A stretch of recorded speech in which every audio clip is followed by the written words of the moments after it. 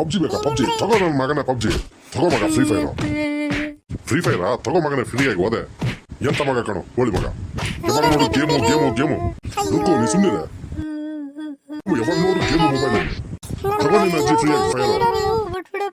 free fire ಅಲ್ಲ free fly ನಿಮ್ಮಪ್ಪ ಅದ್ರ ಫ್ಲವರ್ ಅನ್ಕೊಂಡಿದ್ಯಾ